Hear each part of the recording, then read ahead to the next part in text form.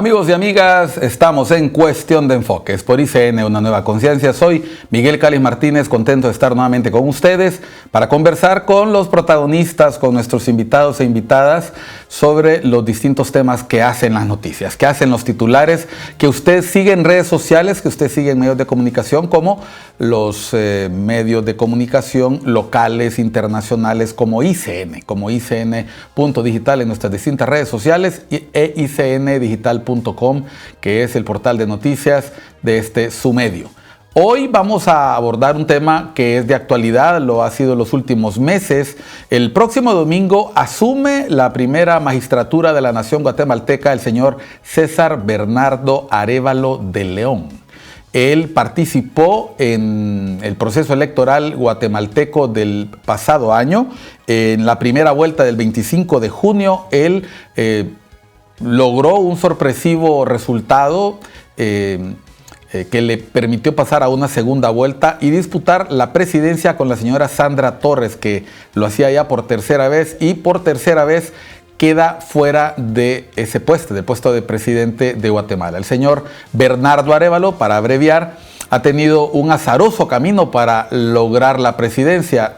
Cuando ya había pasado a la segunda vuelta al balotaje, acciones judiciales emprendidas por partidos que perdieron la contienda, dieron al traste o parecían dar al traste con la posibilidad de que participara en la segunda vuelta. Eso generó conmoción nacional, internacional.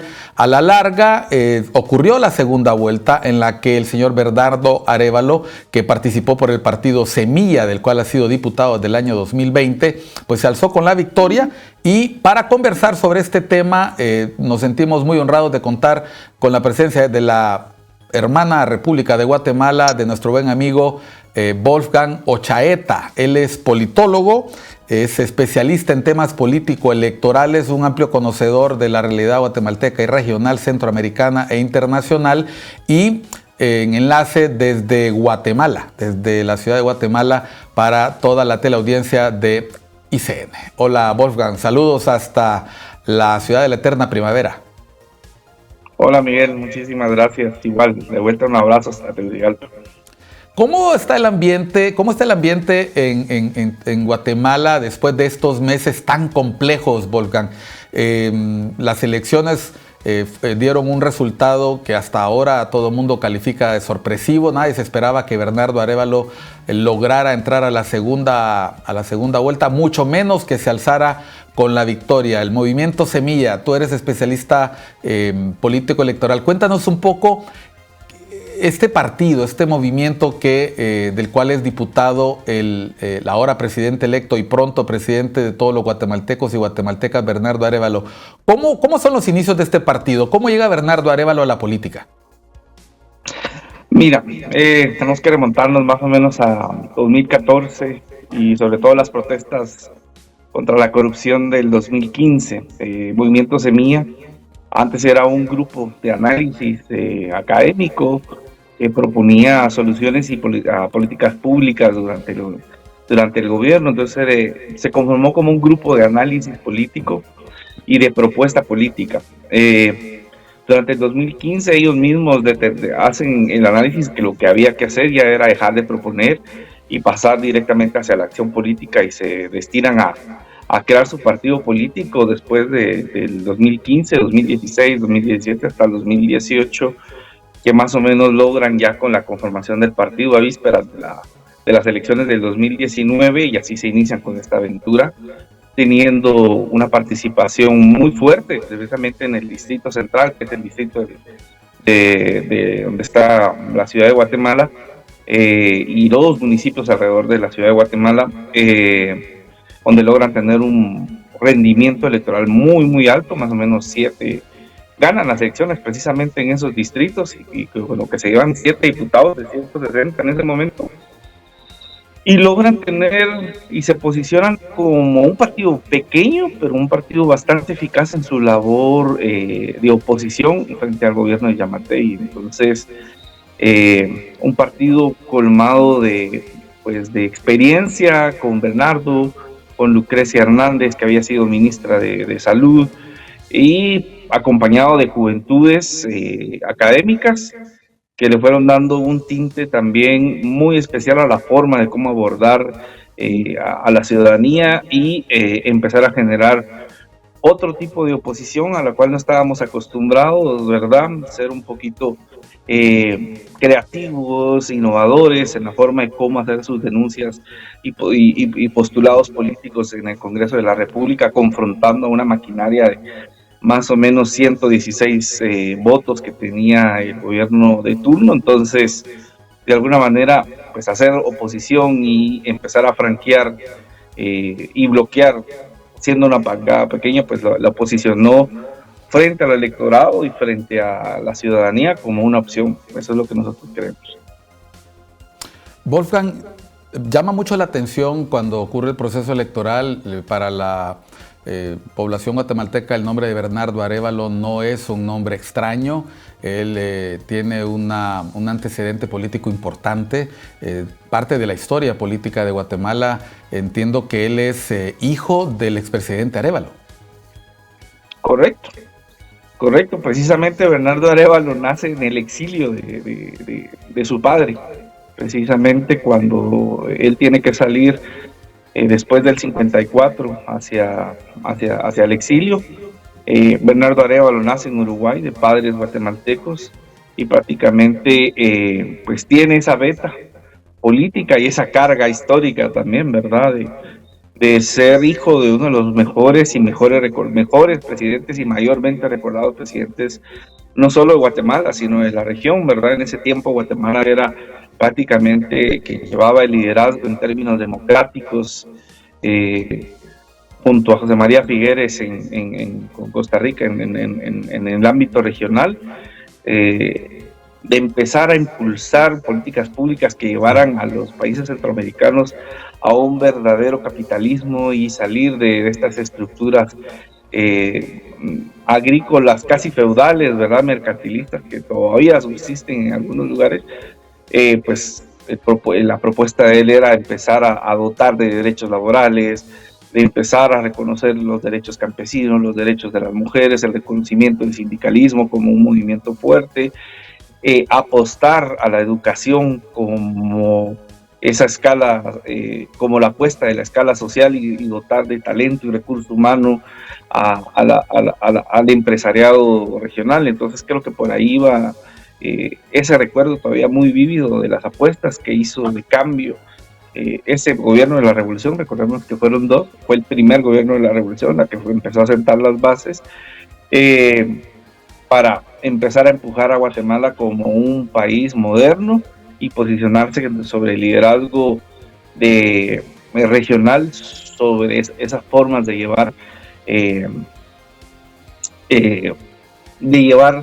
este nuevo modelo, adaptándose a los tiempos modernos hace 60, 70 años aproximadamente.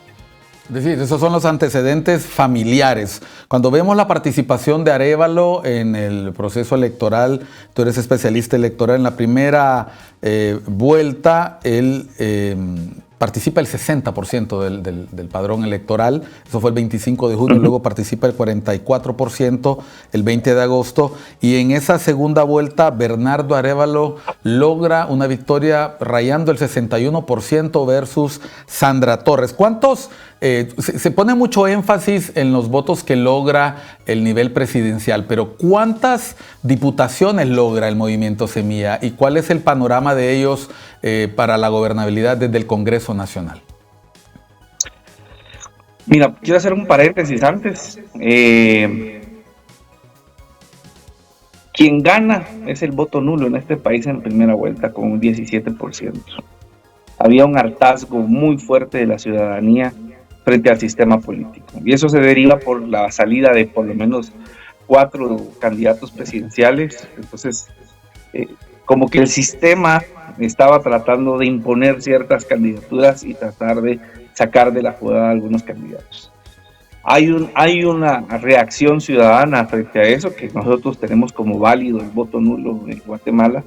Si el voto nulo alcanza más del 50% de las elecciones, se tienen que repetir.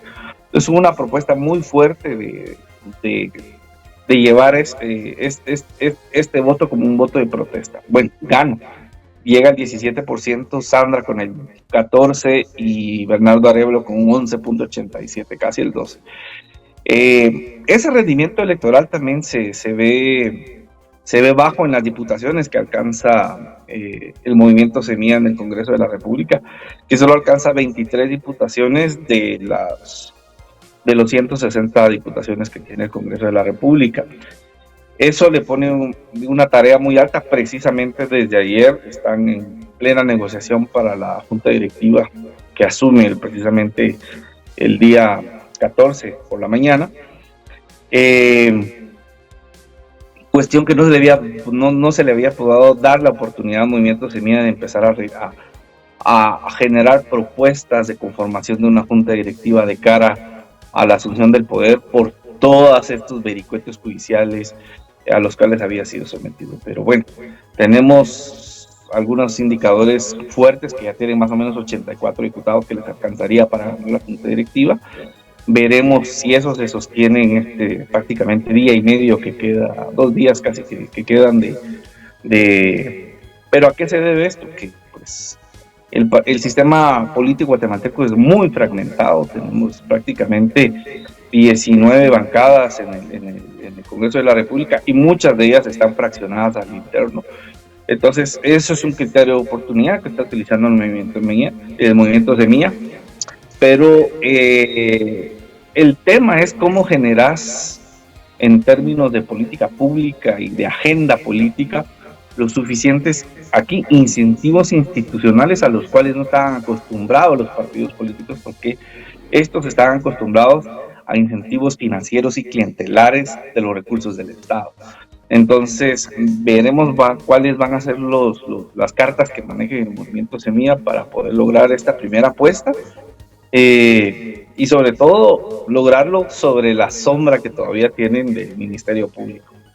Bueno, de eso quiero hablar al volver de la pausa. Wolfgang, sorprendía mucho desde fuera ver cómo un partido que ya había ganado una primera vuelta empieza a enfrentar una serie de vericuetos judiciales y empiezan a conocerse internacionalmente los nombres de un fiscal, Rafael Curruchiche, de una fiscal, Consuelo Porras, de un juez, Freddy Orellana, el papel activo de la Corte de Constitucionalidad, de la Corte Suprema, de los órganos electorales guatemaltecos, y desde fuera parecía todo un camino lleno de espinas previo a la asunción de la presidencia del señor Bernardo Arévalo.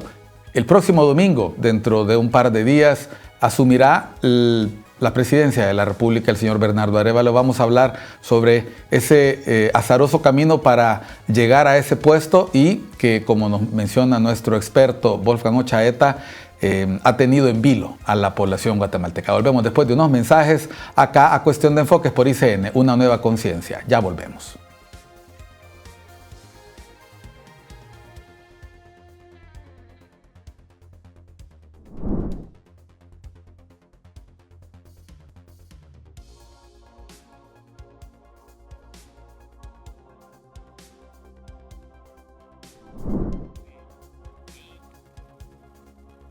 Continuamos en Cuestión de Enfoques acá por ICN, una nueva conciencia.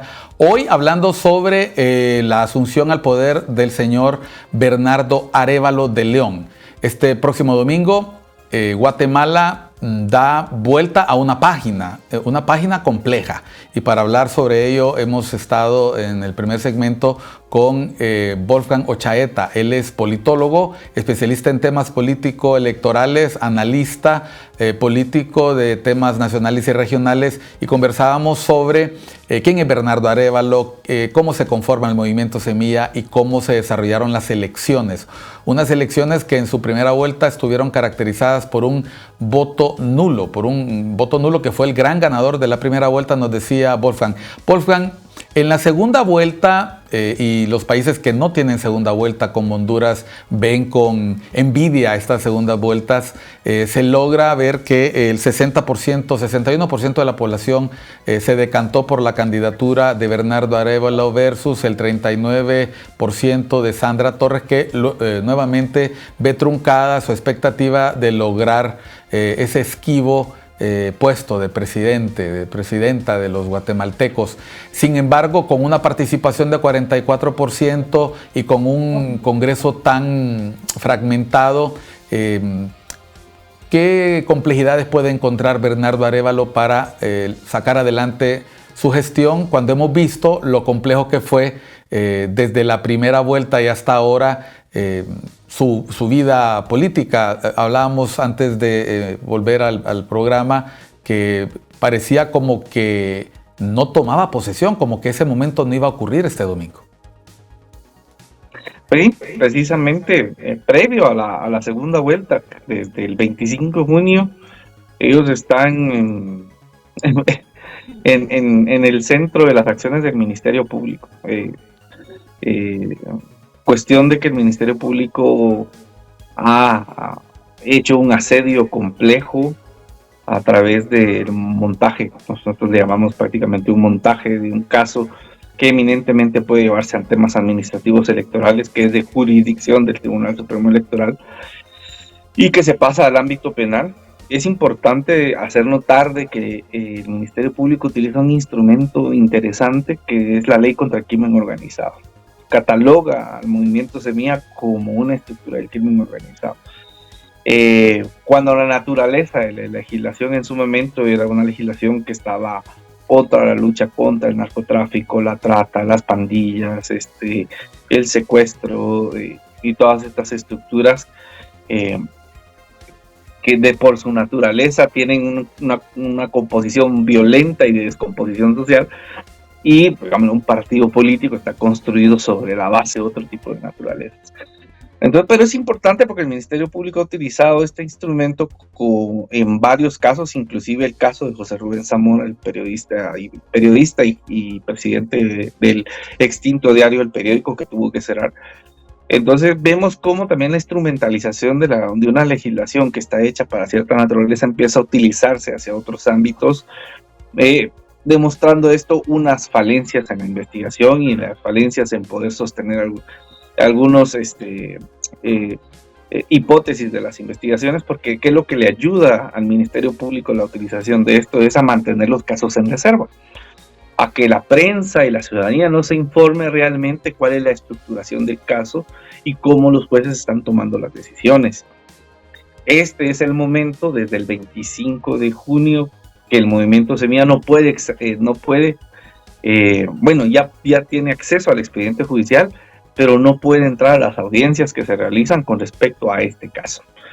Entonces ahí es donde nos damos cuenta que la instrumentalización de la legislación en términos políticos está dada, que la instrumentalización de la persecución penal con indicios políticos es algo que no se puede negar, que ya es de hecho manifiesto. Hoy salió precisamente una encuesta de Sid Gallup con un radio diario y con criterio, que la mayoría de los guatemaltecos consideran que es una persecución política. El 78% de los guatemaltecos consideran que es una persecución política la que se ha montado contra el movimiento Semilla y que no tiene sustento el caso. Pero bueno, eso está allí.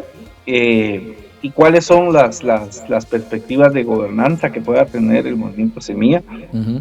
Recordémonos de que el impacto que se da primero fue ese secuestro de las actas electorales del Tribunal Supremo Electoral, que causó indignación en todos los sectores de la ciudadanía guatemalteca, que provoca un paro nacional de 22 días, que ha sido el paro más largo que ha tenido este país, y que también pone en jaque al sector privado organizado, en donde no se logran posicionar sobre apoyar la democracia o pues, apoyar lo que se denomina un golpe de Estado en cámara lenta, porque lo que mirábamos era precisamente que eso es lo que se requería, darle un golpe al presidente electo antes de asumir, de no permitirle la asunción al poder, utilizando pues, un sinfín de herramientas. Eso llama mucho la atención desde fuera el tiempo tan prolongado que ocurre entre la elección de primera vuelta, la elección de segunda vuelta y la toma de posesión. Son prácticamente 4 o 5 meses que dan oportunidad de que pase cualquier cosa. Esta es una de las reformas que sucedieron en el 2016 pensando que tenía que haber un proceso de transición mucho más ordenado, que teníamos actores políticos con una cultura política de tolerancia y de respeto por las instituciones de la democracia, pero eso ha cambiado. Antes era precisamente el proceso de transición, las elecciones que teníamos a finales de noviembre, principios de diciembre, cambia completamente el calendario electoral, se pasa hasta junio, pero bueno, esos son temas que hay que empezar a discutir. Nosotros tenemos un modelo interesante en la ley electoral que dice que es la Comisión de Análisis y de Apoyo al Modelo Electoral, la CAME, que la instaura el propio Tribunal Supremo Electoral durante estos próximos 3 meses, donde se hace un análisis del proceso, donde sociedades y los políticos pueden llevar a hacer sus propuestas de tanto de reglamentos, de legislación conexa, para poder, pues, de alguna manera, solventar estos escollos que se van encontrando durante el proceso. Siguiendo la tónica, ¿verdad? Pues sí, ha sido muy difícil, precisamente hasta el lunes fue que Bernardo Arévalo se toma la iniciativa de poder participarle a toda la ciudadanía quienes van a conformar su gabinete, cosa que no podía haber hecho antes porque sentía de que iban a generar persecución política contra cada una de las personas que iban a poder llevar a cabo, o sea, a proponerla, ¿verdad? Entonces era una vulnerabilidad manifiesta, pues dar esos nombres con mucha antelación.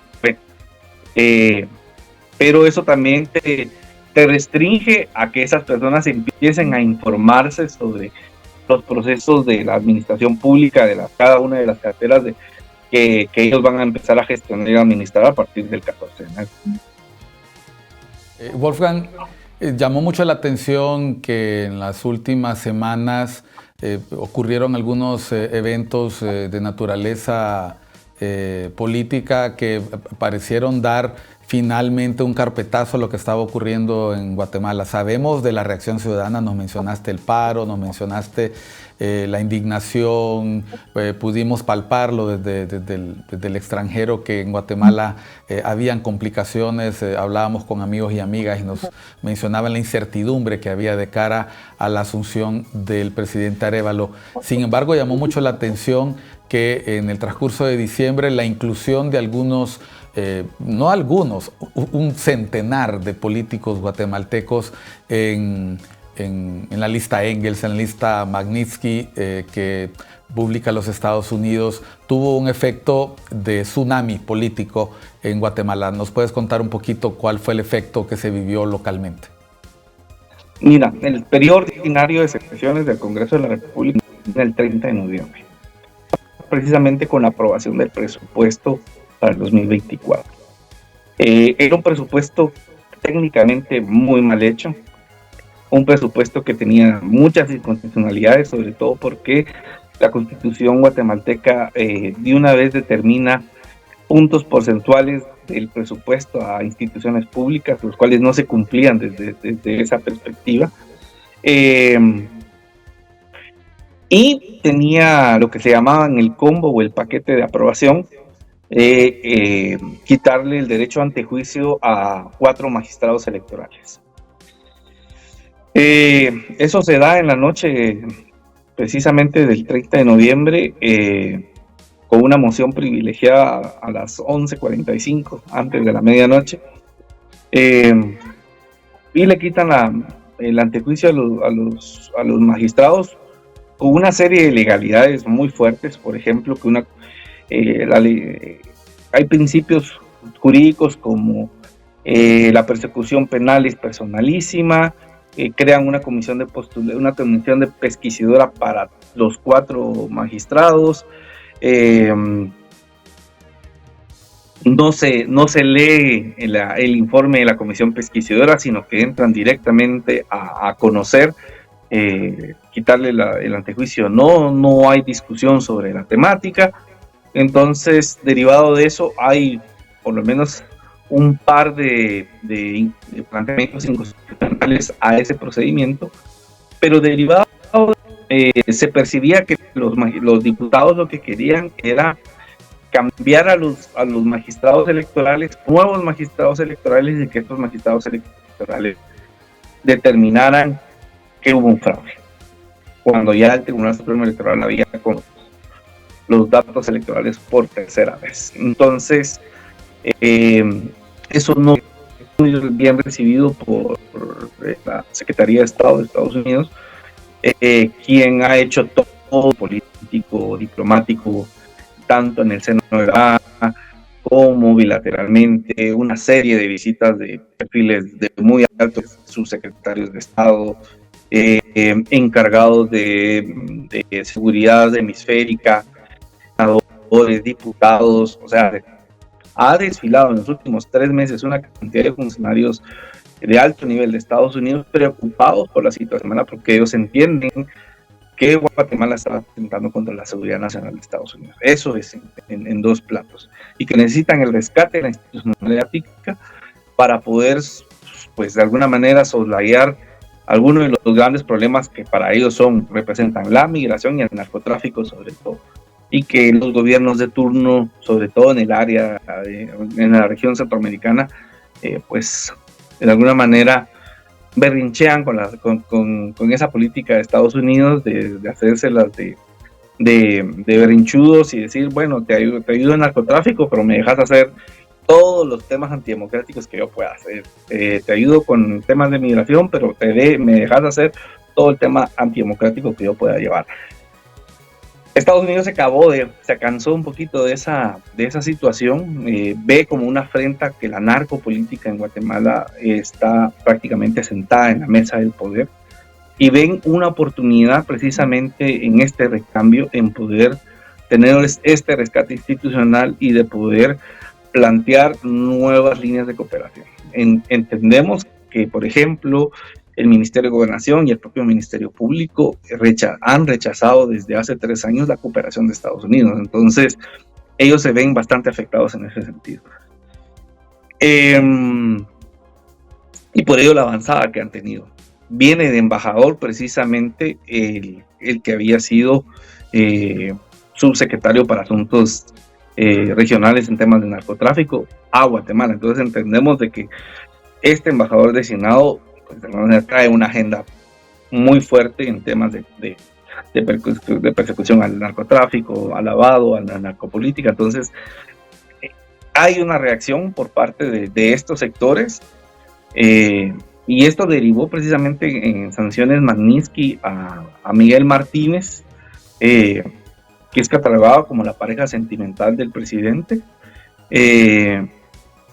Está más o menos 100 visas quitadas a diputados del Congreso de la República como parte de las medidas de presión, y a personeros muy cercanos del Ministerio Público, jueces, y algunos empresarios, sobre todo empresarios que vienen de la agroindustria, que han estado apoyando precisamente y afinando y financiando precisamente lo que se denominaba hasta ese momento el golpe de Estado. Bueno, Wolfgang, te agradecemos mucho este panorama tan amplio que nos has dibujado, un antes, un durante, y los efectos que tiene prácticas antidemocráticas en un país que sigue esperando, como todos los países de la región, mejores momentos. Deseamos lo mejor para el pueblo guatemalteco. Te mandamos saludos hasta Guatemala, y seguro habrá muchos temas para el análisis, muchos temas para la expectativa. Muchas gracias por apoyarnos con Cuestión de Enfoques. Saludos, Wolfgang. Muchas gracias, un honor poder estar aquí compartiendo con tu público. Saludos. Amigos y amigas, vamos a un corte, ya volvemos a Cuestión de Enfoques. Vamos a seguir conversando sobre la realidad política guatemalteca, vamos a seguir hablando de este tema que nos interesa como país. Somos vecinos, socios comerciales, aduaneros y fronterizos, somos países fronterizos con Guatemala. Toda esta migración irregular que atraviesa nuestro territorio pasa por Guatemala. Los migrantes irregulares hondureños viajan por Guatemala, pasan por México. Compartimos frontera, compartimos retos ambientales, retos de seguridad, retos comerciales, retos de integración. Ya volvemos para seguir conversando sobre el impacto que tendrá la asunción al poder del señor César Bernardo Arévalo de León, acá por Cuestión de Enfoques, en ICN, Una Nueva Conciencia.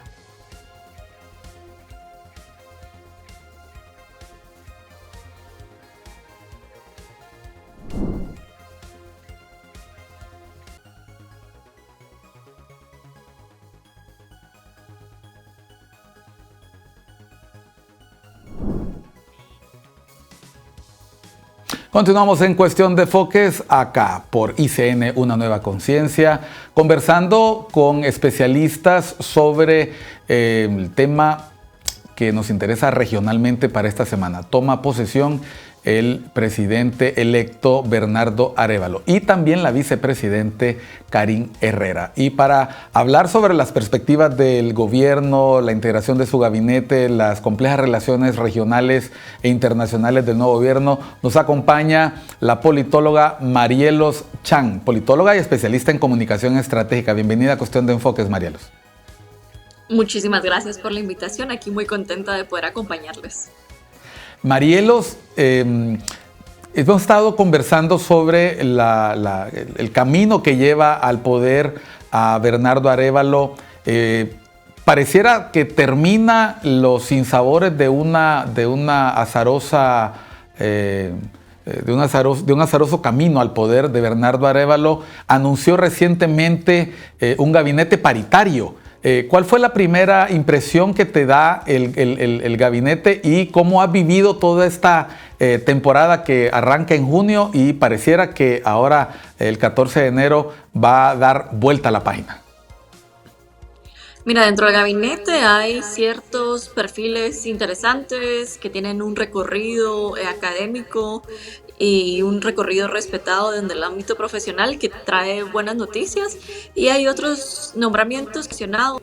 Ya vemos la primera renuncia de la primera ministra, que había sido designada para el Ministerio de Energía y Minas por vinculación a la Cámara o a la gremial de generadores de energía, que en cierto sentido había un conflicto de interés ahí, ya que estaría dirigiendo precisamente la cartera que tiene que distribuir y regular la energía para estas gremiales y para estas empresas.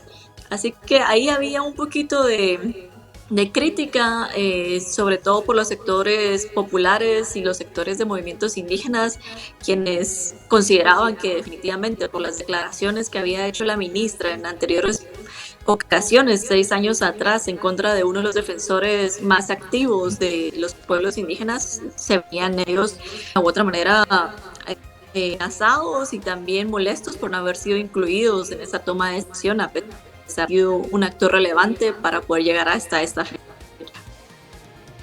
Es decir, la integración del gabinete muestra que el presidente electo Arévalo ha tenido que hilar fino para integrar sectores diferentes que le garanticen gobernabilidad y su relación con distintos sectores.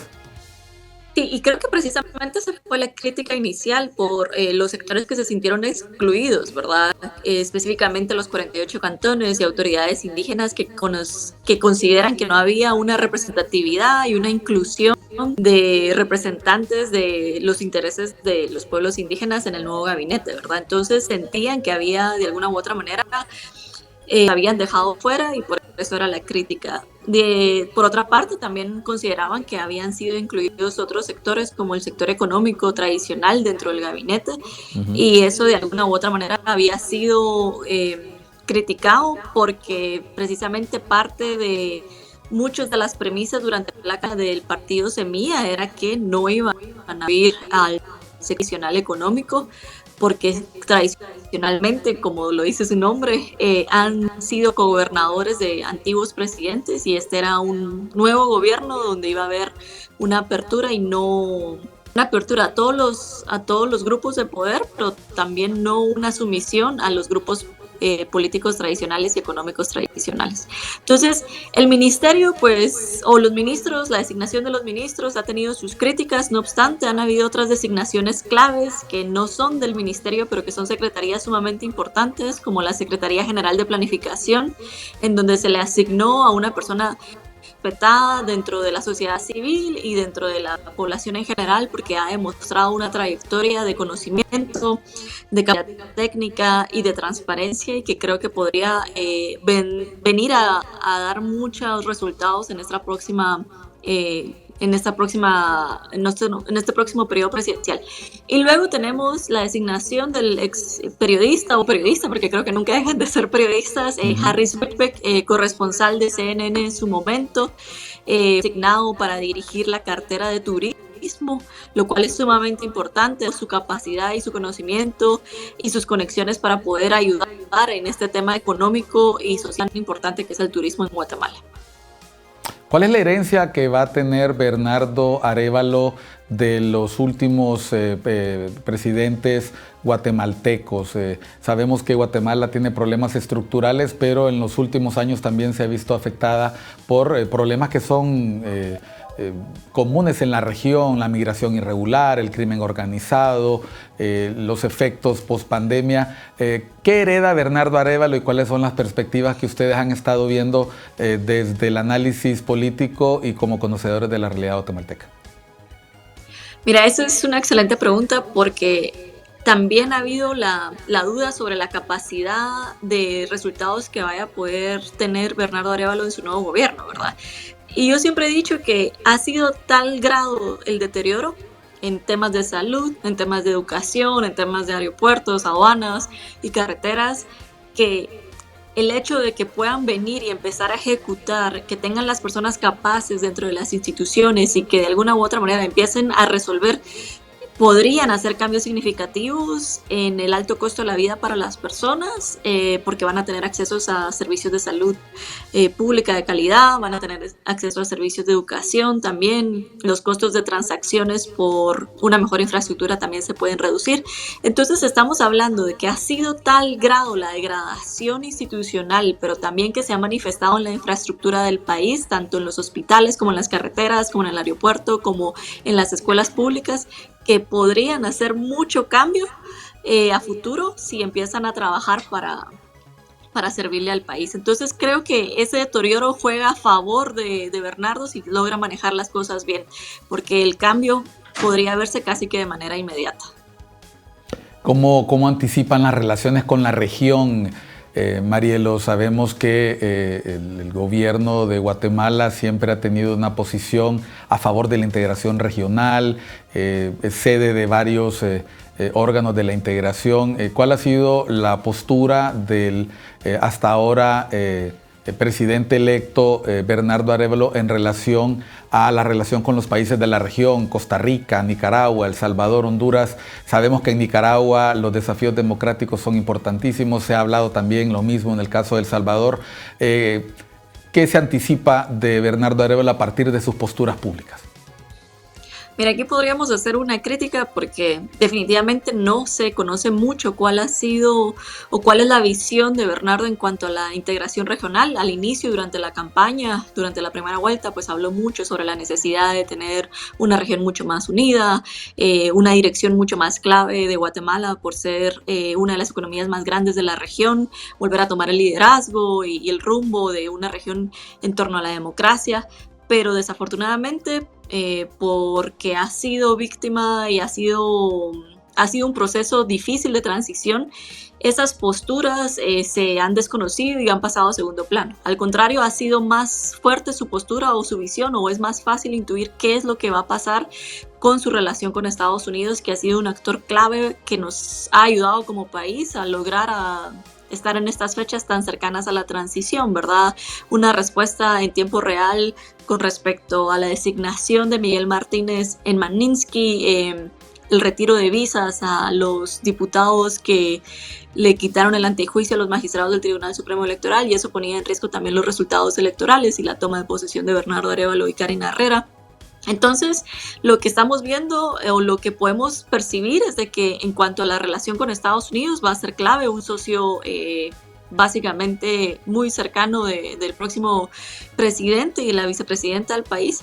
Y en cuanto a la región, pues hay que recordar que la región ya no es una región homogénea, ¿verdad? Tenemos diferentes tipos de gobiernos en una misma región tan pequeña. Tenemos el caso de Nicaragua, ¿verdad? Que es una dictadura. Tenemos el caso de El Salvador, que estamos viendo una reelección de Nayib Bukele que muchos consideran que no es constitucional, ¿verdad? Que se está rompiendo el orden constitucional al permitir la reelección de Nayib Bukele. Tenemos el caso de Honduras, que también ha tenido sus problemas nacionales en política recientemente. Entonces va a ser un reto también para Bernardo poder de alguna u otra manera tener una visión compartida y una dirección única cuando existen tantos matices a nivel nacional de cada país, ¿verdad? Y de cada política. Lo que yo considero es de que puede ser sano para la región en general, de que no se convierta Guatemala en un país similar a Nicaragua, sino al contrario, estemos viendo con la toma de posesión de Bernardo una lucha y una victoria en cuanto a la democracia en el país, y que esperemos que teniendo un presidente democrático y que está visualizándose como un presidente que quiere respetar las instituciones, quiere respetar los derechos individuales y los derechos sociales de las personas, eso de alguna u otra manera también ayude a la región a salir de esa oscuridad y esas tinieblas que estábamos cerca y estábamos viendo que se estaban propagando a partir de lo que ha sucedido en Nicaragua, ¿verdad? Las circunstancias complejas de la asunción de Arévalo, que estuvieron en precario durante los últimos 6-7 meses, hicieron que toda la comunidad internacional centrara los ojos en Guatemala. Has mencionado la relación que se mostró clave en este momento con los Estados Unidos, pero tenemos entendido que también la Unión Europea ha tomado decisiones con respecto a las personas que consideraron atentaban contra la continuidad del proceso democrático. ¿Qué se sabe hasta ahora de eso? Mira, Bernardo Arévalo, el presidente electo, ha dicho en varias declaraciones que al momento que tome posesión le va a pedir la renuncia a la fiscal general, que es la persona que ha encabezado en estos últimos meses desde el Ministerio Público las acciones antidemocráticas que buscaban revertir los resultados electorales que se dieron en el 2023. Que ella y su equipo vaya a renunciar, lo dudo, ¿verdad? Entonces acá lo que vamos a ver es que esta conflictividad no termina este domingo con la toma de posesión de Bernardo Arévalo, pero simplemente cambia el escenario, ¿verdad? Estamos viendo que ya no va a tener a su disposición el Ministerio de Gobernación y las fuerzas policiales, el Ministerio Público, como lo ha tenido en anterioridad para ejecutar órdenes de capturas en contra de actores políticos a partir de una persecución política específica de opositores. Estamos viendo también que hay otras instituciones que no van a estar bajo la influencia de la coalición política dominante y del Ministerio Público, así que esperamos que definitivamente con la toma de posesión de Bernardo veamos una coalición política dominante debilitada. A esta coalición política dominante le han llamado por muchos años el Pacto de Corruptos, así que esperamos que este pacto se vea debilitado y que empecemos de alguna u otra manera a retomar y a reforzar la institucionalidad del país y eventualmente ver que también la influencia del Ministerio Público y de la Fiscal General dentro del sector justicia vaya disminuyendo, ¿verdad? Entonces, esto va a ser clave y también hay que recordar que a pesar de que ella no vaya a renunciar, porque todos asumen de que aunque Bernardo Arévalo le pida la renuncia, la fiscal no va a renunciar, esperemos que dentro de la propia institución empiece a perder legitimidad y empiece también a perder influencia y que esto de alguna u otra manera sea más fructífera la presión interna del propio Ministerio Público para que ella renuncie y veamos qué sucede después, ¿verdad? Porque hay que recordar que una de las principales propuestas de Bernardo durante la campaña era la lucha contra corrupción, ¿verdad? Es lo que espera la gente cuando él tome posesión, de que efectivamente vaya a poder luchar contra la corrupción. Y para que eso suceda se necesita de un Ministerio Público lo suficientemente transparente y con la misma visión para perseguir los casos de corrupción que se hayan visto en el pasado. Pero esto también le presenta una oportunidad al futuro presidente, porque recordemos que la persecución judicial y penal de los casos de corrupción pues puede generar alboroto en los grupos de poder y puede llevarnos a una posición de mucho mayor conflictividad, como lo vimos durante los tiempos de la CICIG, aunque claro, era necesario perseguir los casos y sigue siendo necesario perseguir los casos de corrupción, pero esto le da la oportunidad también a Bernardo para que su plan de lucha contra la corrupción no se enfoque únicamente en la persecución judicial de los casos, sino también empiece a pensar qué reformas son necesarias a nivel constitucional, a nivel institucional, para que evitar que estos hoyos donde se permite y se pasa la corrupción sigan existiendo. Estás poniendo el acento en los retos de gobernabilidad, en los retos de la lucha contra la corrupción. Sabemos que los países del Triángulo Norte enfrentan serios desafíos en materia de criminalidad. Lo que acaba de ocurrir en Ecuador nos recuerda que esta seguridad es muy precaria. ¿Qué hereda Bernardo Arévalo en temas penitenciarios, en temas de seguridad ciudadana, en temas de lucha contra el crimen organizado? Mira, lo que hereda sí es definitivamente un nivel de impunidad altísimo. ¿Y esto qué significa? Estamos viendo que hay un hacinamiento de casi el 300% en las cárceles del país. Eso significaría que de las primeras acciones que él tiene que tomar para empezar a pensar en una política de seguridad mucho más amplia es la construcción de más cárceles, la construcción de programas para la reinserción social. ¿Cuántos de estas personas que son privadas de libertad pueden reincorporarse a la sociedad a partir de programas que le permitan desarrollarse y no necesitan necesariamente sea el crimen la única salida que ellos encuentran? Estamos hablando también de tener control de las fronteras. Hay territorios y municipios en Guatemala donde el Estado no puede ingresar, donde no tiene alcance ni dominio, y eso va a ser clave para poder contrarrestar la lucha contra el narcotráfico, ¿verdad? Y el crimen organizado. Estamos viendo también que hay municipios y departamentos de Guatemala donde la influencia del narcotráfico ha llegado a tal nivel que son alcaldes ya directamente vinculados con el crimen organizado quienes han sido electos. Entonces eso va a ser un reto para Bernardo Arévalo. Y también poder de alguna u otra manera pensar en cómo empieza a resolver la seguridad ciudadana local, ¿verdad? ¿A qué me refiero con esto? El tema de las extorsiones, el tema de los robos, se ha perdido una confianza en el sistema de justicia, en el sistema de seguridad, lo cual afecta también a la ciudadanía a colocar las denuncias y le da de alguna u otra manera una señal positiva a los delincuentes para seguir cometiendo actos criminales, porque la posibilidad de que sean castigados son mínimas, ¿verdad? Entonces hay muchas cosas que cambiar y ese posiblemente vaya a ser el mayor reto también de Bernardo Arévalo en cuanto a cómo hace y cómo resuelve el tema de la impunidad en el país, que no solo se limita a la corrupción, pero también al crimen cotidiano y el crimen organizado. El importante aval internacional que ha podido sentir el presidente electo Bernardo Arévalo le coloca en una posición favorable para atraer inversión al país. ¿Cómo ha sido la reacción del sector privado a partir de esta legitimación que viene de afuera, pero que también proviene de adentro, desde las urnas? Mira, el sector privado es un sector bastante complejo por dos sentidos. Hay un sector, primero no es homogéneo, hay diferentes tipos de sector privado dentro del propio sector privado, ¿verdad? Y hay un sector privado como que muy ideológico, ¿verdad? Muy extremo, que ha sido partícipe también de estos intentos antidemocráticos, que también ha sido partícipe en sus declaraciones diciendo que Bernardo Arévalo es una amenaza para el país por considerarse que tiene una ideología de centro izquierda, aunque ellos consideran que es una ideología comunista.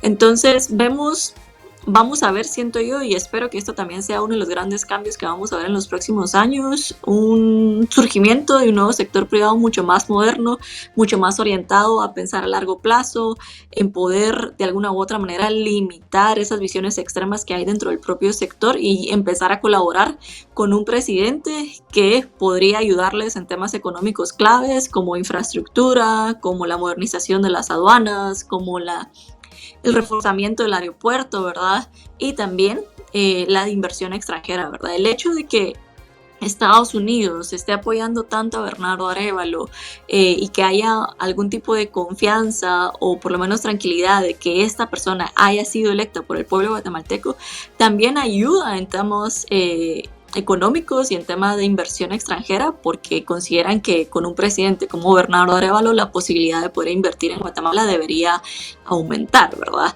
No obstante, ellos también han sido claros, los inversionistas y funcionarios del gobierno de Estados Unidos, que debido a la constante inestabilidad política que vemos por las acciones antidemocráticas del Ministerio Público y de otros grupos, eso también ha puesto en preocupación a muchos inversionistas que hubiesen deseado invertir desde el momento que quedó electo Bernardo Arévalo, porque realmente es difícil saber cuál va a ser el desenlace de todo esto, ¿verdad? Vemos que hasta ayer y seguramente hoy van a continuar, han habido intentos de seguir tratando de limitar la toma de posesión, y eso definitivamente afecta completamente el clima de negocios que pueda tener Guatemala por la inestabilidad política que esto provoca. Finalmente, María Lucía, para despedir tu participación, que te agradecemos, te mandamos un saludo muy fuerte, muy grande y de mucha esperanza a Guatemala. Finalmente, has hablado como analista, como politóloga. Te quiero pedir que hables como guatemalteca. ¿Cuáles son tus expectativas? Mira, si me permites hablar como guatemalteca, yo quisiera recordar un momento en específico de lo que sucedió el año pasado del proceso electoral. Y me refiero a el 20 de agosto y la celebración en el Obelisco de Guatemala, y cómo mucha gente llegó a celebrar con una bandera de Guatemala, ¿verdad? Porque siento que esto representaba el sentir de muchas personas, de cómo a pesar de los obstáculos, de cómo a pesar de la captura de la mayoría de las instituciones del país, todavía se logró elegir una persona que no era partícipe de esa coalición política dominante y que entre todo era la persona que mejor perfil tenía para poder guiarnos en estos momentos tan críticos. Entonces, como ciudadana, yo espero que empecemos a ver la reconstrucción de las instituciones del país, que empecemos a dignificar el servicio público y que no sea únicamente visto como un espacio de corrupción o un espacio de pago de favores políticos. Así que yo tengo expectativas altas con respecto a lo que puede pasar. No obstante, también sé que en 4 años no se pueden hacer muchos cambios, pero ante el escenario que muchos visualizábamos hace un año sobre la posibilidad de que si alguien de la coalición política dominante ganaba las elecciones era básicamente sepultar nuestra democracia, hoy estamos viendo que con este nuevo gobierno hay posibilidad de poder detener esas acciones que nos lleven a un abismo, ¿verdad? Posiblemente no vamos a llegar al futuro que deseamos inmediatamente, pero por lo menos podemos detener el retroceso que hemos visto de manera acelerada desde que Alejandro Yamatei tomó posesión. Bueno, Marielos, que así sea, que haya esperanza y que los resultados que ustedes esperan de este nuevo cuatrienio traigan prosperidad y paz a Guatemala. Gracias. Muchísimas gracias, Miguel, y qué gusto estarlos acompañando hoy. Gracias. Y a ustedes, nuestro público de Cuestión de Enfoques, agradecerles su sintonía, recordarles de seguir las redes sociales de ICN, icn.digital y la página web www.icndigital.com. Les invito a seguir la programación de ICN, Una Nueva Conciencia. Soy Miguel Cáliz Martínez. Tenga feliz día.